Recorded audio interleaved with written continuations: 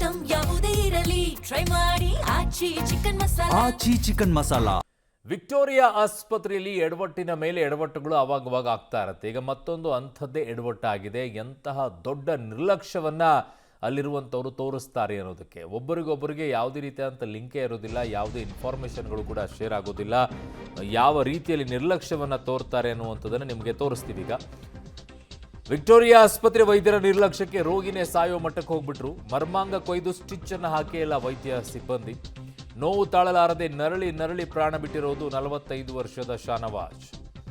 Delivery boy ಆಗಿ ಕೆಲಸ ಮಾಡ್ತಾ ಇದ್ದಿದ್ದು ಮೃತ ಶಾನವಾಜ್ ಕಳೆದ 1.5 ತಿಂಗಳಿನಿಂದ ಎಮರ್ಜೆನ್ಸಿ ವಾರ್ಡ್ನಲ್ಲಿ ಚಿಕಿತ್ಸೆಯನ್ನ ಪಡಿತಾ ಇದ್ರು.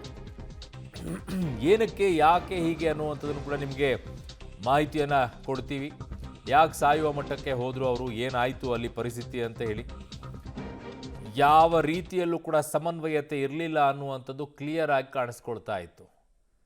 ಪಾಪ ಈಗ ನರಳಿ ಅವರು ಸಾವನ್ನಪ್ಪಿದ್ದಾರೆ ಅನ್ನುವಂಥದ್ದು ಹೆಂಡತಿ ಹೇಳ್ಕೊಳ್ತಾ ಇದ್ದಾರೆ.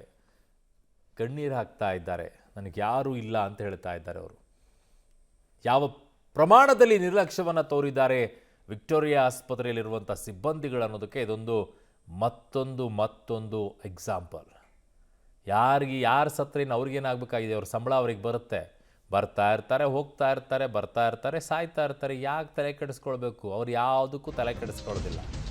ನೋಡಿ ಯಾಕೆ ಹಿಂಗಾಗಿತ್ತು ಅಂತ ಹೇಳ್ತೀನಿ ನಿಮಗೆ. ಕೆಲ ದಿನಗಳ ಬಳಿಕ ಪ್ಲಾಸ್ಟಿಕ್ ಸರ್ಜರಿ ವಿಭಾಗಕ್ಕೆ ಹೋಗುವಂತೆ ವೈದ್ಯರು ಹೇಳಿರ್ತಾರೆ.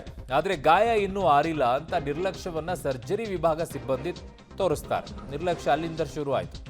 ಆಪರೇಷನ್ ಹಾಗೂ ಪ್ಲಾಸ್ಟಿಕ್ ಸರ್ಜರಿ ವಿಭಾಗದ ಸಿಬ್ಬಂದಿಯ ಸಮನ್ವಯತೆ ಕೊರತೆ ಉಂಟಾಗ್ಬಿಡುತ್ತೆ. ರೋಗಿಯಲ್ಲಿ ನಿಜಕ್ಕೂ ಕೂಡ ಗಂಭೀರ ಸ್ಥಿತಿಯಲ್ಲಿದ್ದರು. ಹಾಗಿದ್ದಾಗಲೂ ಕೂಡ ಡಿಸ್ಚಾರ್ಜ್ ಆಗುವಂತೆ ಒತ್ತಡ ಹಾಕ್ತಾರೆ. ಕೊನೆಗೆ 3 ದಿನ ಫುಟ್ಪಾತ್ನಲ್ಲೇ ರೋಗಿಯನ್ನು ಇಟ್ಕೊಂಡಿರ್ತಾರೆ ಮಡದಿ. ಮರ್ಮಾಂಗದಲ್ಲಿ ರಕ್ತ ಸುರಿತಾ ಇದ್ರೂ ಕೂಡ ವೈದ್ಯ ಸಿಬ್ಬಂದಿ ನಿರ್ಲಕ್ಷ್ಯವನ್ನು ತೋರಿಸ್ತಾರೆ. ನವಾಜ್ನೇ ನಂಬಿಕೊಂಡಿದ್ದ ಹೆಂಡತಿ ಮತ್ತು 4 ಮಕ್ಕಳು. ಅಲ್ಲ ರೀ, ಡೆಲಿವರಿ ಬಾಯ್ ಕೆಲಸ ಮಾಡ್ತಾ ಇದ್ದಂತೆ 4 ಮಕ್ಕಳು ಬೇರೆ ಅಂತೆ.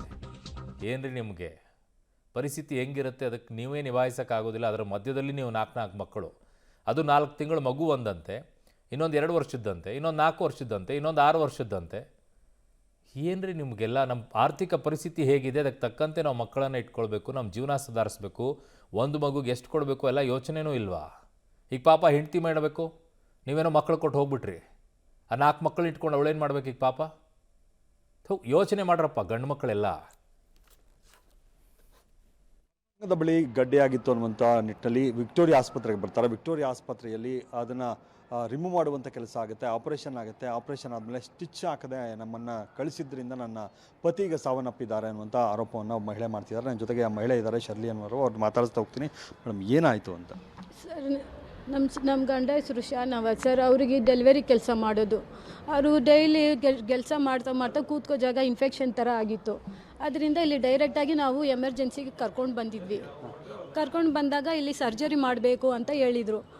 ಅವ್ರಿಗೆ ಶುಗರು ಇದೆ. ಅವ್ರಿಗೆ ಓಪನ್ ಸರ್ಜರಿ ಹೆಂಗೆ ಸರ್ ಅವರು ಮಾಡಿದರು? ಶುಗರ್ ಲೆವೆಲ್ ಕಮ್ಮಿ ಮಾಡಿದ್ದಾನೆ ಸರ್ಜರಿನೇ ಮಾಡಬೇಕು. ಅದು ಅಷ್ಟು ಓಪನ್ ಮಾಡಿದ್ದಾರೆ. ಅಷ್ಟು ಓಪನ್ ಮಾಡಿಬಿಟ್ಟು ಅದರಲ್ಲೇ ನಾವು ಟ್ರೀಟ್ಮೆಂಟು ಮಾಡ್ತಾಯಿದ್ರು. ಮನೆಗೆ ಅದರಲ್ಲೇ ಡಿಸ್ಚಾರ್ಜ್ ಮಾಡಿ ಕಳಿಸಿದ್ದಾರೆ. ಹೆಂಗೆ ಸರ್? ಅಂದರೆ ಇನ್ಫೆಕ್ಷನ್ ಆಗಿತ್ತಂತೆ, ಒಳಗಡೆ ಎಲ್ಲ ಕೊಲ್ತೋಗಿದೆ. ಒಳಗಡೆ ಹೊಟ್ಟೆ ಬೇರೆ ಅವರು ಬಾತ್ರೂಮು ಚೆನ್ನಾಗಿ ಮಾಡ್ತಾ ಇದ್ದಾರೆ. ಬಾತ್ರೂಮ್ ಮಾಡೋ ಜಾಗನೂ ಅದನ್ನು ಪೈಪ್ ಕಟ್ ಮಾಡಬೇಕು. ಇಲ್ಲಿ ಹೊಟ್ಟೆ ಹತ್ರ ಇಲ್ಲಿ ಕಟ್ ಮಾಡಿ, ಹೊಟ್ಟೆ ಭಾಗ ಕಟ್ ಮಾಡಿ ಅಲ್ಲಿಂದ ಬಾತ್ರೂಮ್ ಬರೋ ಥರ ಮಾಡ್ತೀನಿ ಅಂತ ಹೇಳ್ತಾರೆ. ನಾವು ಒಪ್ಕೊಳ್ಳಿಲ್ಲ. ಬಾತ್ರೂಮ್ ಮಾಡ್ತಾ ಇದ್ದಾರೆ, ಯಾಕೆ ಈ ಥರ ಇಲ್ಲಿ ಕಟ್ ಮಾಡೋಕ್ಕೆ ಹೇಳ್ತೀರಾ ಅಂತ ನಾವು ಬಿಡಲಿಲ್ಲ. ಇದ್ರೂ ಕೂಡ ಅವರು ಹಂಗೆ ಬಾತ್ರೂಮ್ದು ಚೆನ್ನಾಗಿ ಹೋಗ್ತಾಯಿದ್ರು. ಟ್ರೀಟ್ಮೆಂಟು ಮಾಡ್ತಾನೆ ಇದ್ದರು. ಅದರಲ್ಲಿ ಇನ್ನು ಡಬ್ಬಲ್ಲಿ ಕೂರಿಸಿ ಎಬ್ಬಿಸ್ಬೇಕಂತ ಹೇಳ್ತಿದ್ರು. ಅದು ಅವ್ರು ಹೇಳಿದ ಥರ ನಾವು ಕೇಳಿಕೊಂಡು ದೇವ್ರ ಥರ ಡಾಕ್ಟ್ರಿಗೆ ನಾವು ಕೇಳ್ಕೊಂಡು ಮಾಡ್ತಾಯಿದ್ವಿ. ಆಮೇಲೆ ಅದರಲ್ಲಿ ಸರ್ಜರಿನೂ ಮಾಡಿದರು. ಅಲ್ಲಿ ಹಾಸ್ಪಿಟ್ಲಲ್ಲಿ ಒಂದು 15 ದಿನ 16 ದಿನ ಇದ್ದರು. ಎಲ್ಲ ಆದಮೇಲೆ ಅವರು ಮನೆಗೆ ಹೋಗಿ ಅಂತ ಕಳಿಸ್ತಾಯಿದ್ರು. ಕೇಳಿದ್ದಕ್ಕೆ ಪ್ಲಾಸ್ಟಿಕ್ ಸರ್ಜರಿ ಮಾಡಬೇಕು, ನಮ್ಮ ಕಡೆಯಿಂದ ಏನು ಮಾಡೋಕ್ಕಾಗಲ್ಲ, ಇನ್ಫೆಕ್ಷನ್ ಎಲ್ಲ ಹೋಗಿ ಅಂತ ಕಳಿಸ್ತಾಯಿದ್ರು.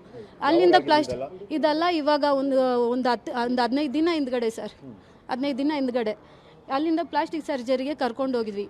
ಪ್ರಧಾನಮಂತ್ರಿ ಇಲ್ಲಿ ಇದೆ ಅಲ್ವಾ, ಅಲ್ಲಿ ಕರ್ಕೊಂಡು ಹೋಗಿದ್ದಕ್ಕೆ ಅವ್ರು ಏನು ಹೇಳ್ತಾ ಇದ್ದಾರೆ, ಇನ್ನೂ ಗಾಯ ವಾಸಿ ಆಗಿಲ್ಲ, ಇನ್ಫೆಕ್ಷನ್ ಎಲ್ಲ ಕಮ್ಮಿ ಆಗಿಲ್ಲ, ನಾವು ಮಾಡೋಕ್ಕಾಗಲ್ಲ ಅಂದ್ಬಿಟ್ರು. ಇನ್ನೂ 2 ವಾರ ಅಲ್ಲಿ ಪ್ಲಾಸ್ಟಿಕ್ ಸರ್ಜರಿ ಜಾಗದಲ್ಲೇ 4 ಸಲ 5 ಸಲ ಹೋಗಿ ಬಂದ್ವಿ. ಅಲ್ಲಿಗೆ ಏನು ಹೇಳ್ತಾ ಇದ್ದಾರೆ, ಇನ್ನೂ ಕಮ್ಮಿ ಆಗಿಲ್ಲ, ನಾವು ಸೇರಿಸಲ್ಲ ಅಂತಾರೆ. ಇಲ್ಲಿಗೆ ಏನು ನಮ್ಮ ಮಗಳ ಗಂಡ ಅಳಿಯ ಏನಾಗಿತ್ತು ಅವ್ರಿಗೆ? ಅವರು ಚಿಕ್ಕದು ಒಂದು ಗಡ್ಡೆ ಇತ್ತು, ಅದು ಗಡ್ಡೆನ ಆಪ್ರೇಷನ್ ಮಾಡೋದಕ್ಕೆ ಟ್ರೀಟ್ಮೆಂಟ್ಗೆ ಕರ್ಕೊಂಡು ಬಂದಿದ್ದು. ಅದು ಬೇರೆ ಒಂದು ಸಿವಿಲ್ ಕ್ಲಿನಿಕ್ಕಿಗೆ ಕರ್ಕೊಂಡೋಗಿದ್ದಕ್ಕೆ ಇಂಜೆಕ್ಷನ್ ಹಾಕಿ ರಿಯಾಕ್ಷನ್ ಆಗಿಬಿಟ್ಟಿದೆ ಅವರಿಗೆ. ದೊಡ್ಡದಾಗಿ ಆಗ್ಬಿಡ್ತು. ಎಮರ್ಜೆನ್ಸಿ ಕರ್ಕೊಂಡು ಬಂದೆ ವಿಕ್ಟೋರಿಯಾ ಹಾಸ್ಪಿಟ್ಲಿಗೆ. ಕರ್ಕೊಂಡು ಬಂದಿದ ತಕ್ಷಣ ಅವ್ರು ಇದು ಆಪ್ರೇಷನ್ ಮಾಡಬೇಕಂತಂದರು. ನೈಟೇ ಆಪ್ರೇಷನ್ ಮಾಡಿ ಬೆಳಗ್ಗೆ ವಾರ್ಡ್ಗೆ ಹಾಕಿದ್ರು. ಹಾಕಿದ ತಕ್ಷಣ ಒಂದು 10-15 ದಿವಸ ವಾರ್ಡಲ್ಲಿದ್ದು. ಇದ್ಮೇಲೆ ಬಿಸಿನೀರು ಇನ್ಫೆಕ್ಷನ್ ಜಾಸ್ತಿ ಆಗಿದೆ ಹಾಗೆ ಹೀಗೆ ಅಂತ ಹೇಳ್ಬಿಟ್ಟು ಫುಲ್ಲೆಲ್ಲ ಕಟ್ ಮಾಡಿ 15 ದಿವಸ ಟ್ರೀಟ್ಮೆಂಟು ಬಿಸಿನೀರಲ್ಲಿ ಕುಂಡ್ರಿಸೋದು, ಇಂಜೆಕ್ಷನ್ ಹಾಕೋದು ಹೀಗೆ ಮಾಡ್ತಾಯಿದ್ರು. ಆಮೇಲೆ ಕೊನೆಗೆ ಅವ್ರಿಗಿಂದ ಏನಾಯಿತೋ ಗೊತ್ತಿಲ್ಲ, ನೀವು ಡಿಸ್ಚಾರ್ಜ್ ಆಗಬೇಕು, ನೀವು ನಮ್ಮ ಕಡೆಯಿಂದ ವಾಸಿಯಾಗಿದೆ ಅಂತಾರೆ. ನೀವು ಇಮಿಡಿಯೇಟ್ಲಿ ಪ್ರಧಾನಮಂತ್ರಿ ಪಕ್ಕದಲ್ಲಿ ಹಾಸ್ಪಿಟ್ಲಿದೆ, ಅದು ಗೌರ್ಮೆಂಟ್ ಇದೆ, ಅಲ್ಲಿಗೆ ಹೋಗಿ ಟ್ರೀಟ್ಮೆಂಟ್ಗೆ ಅಂದರು. ಅಲ್ಲಿ ಸ್ಟಿಚ್ ಮಾಡೋದಕ್ಕೆ ಅವತ್ತು ಮಾರನೇ ದಿವಸನೇ ಹೋದು. ಹೋದರೆ ಅವರು ಡಾಕ್ಟ್ರ್ ಏನು ಮಾಡಿದ್ರು, ಸ್ಟಿಚಿಂಗ್ ಇವಾಗ ಆಗಲ್ಲ, ಇನ್ನೂ ಇನ್ಫೆಕ್ಷನ್ ಆಗೇ ಇದೆ ಅಂತ ಹೇಳ್ಬಿಟ್ರು. ಮತ್ತು ಇವ್ರ ಹತ್ರನೇ ಬಂದು ಆಪ್ರೇಷನ್ ಮಾಡಿದವ್ರ ಹತ್ರ, ಸರ್ ಈ ಥರ ಹಿಂಗೆ ಹೇಳ್ತಾ ಇದ್ದಾರಲ್ಲ, ಏನು ಮಾಡೋದು, ಈ ಥರ ಭೂಮಿಕಾ ಡಾಕ್ಟ್ರ್ ಬೇರೆ ಹೋಗು ಅಂತ ಕಳಿಸ್ತಾ ಇದ್ದಾರೆ. ನಮಗೆ ಆಪ್ರೇಷನ್ ಮಾಡಿದ್ದು ಡಾಕ್ಟ್ರ್ ವಿಕ್ಟೋರಿಯಾನಲ್ಲಿ ಒಂದು 1/4 ಗಂಟೆ ಕೂಡ ಟೈಮ್ ಕೊಟ್ಟಿಲ್ಲ. ಭೂಮಿಕಾ ಡಾಕ್ಟರ್ ಅಂತ ಶ್ರೀನಿವಾಸ್ ಅಂತ ಒಳ್ಳೆ ಮನುಷ್ಯ, ಚೆನ್ನಾಗಿ ನೋಡಿದ್ರು ಟ್ರೀಟ್ಮೆಂಟು. ಅವರು ಭೂಮಿಕಾನವರು ಹೋಗಿ ಅಂತ ಕಳಿಸ್ಬಿಟ್ಟು ನಮ್ಮ ಆ ಸಾಳಿಯಾಗಿ ನಡೆಯೋಕ್ಕೂ ಆಗಲಿಲ್ಲ. ಆ ಥರ ಪರಿಸ್ಥಿತಿಯಲ್ಲಿ ಇಬ್ಬರು ಹೆಗಲ ಮೇಲೆ ಕೈ ಹಾಕ್ಕೊಂಡು ಇಬ್ಬರು ಕರ್ಕೊಂಡು ಹೊರಗಡೆ ಬಂದು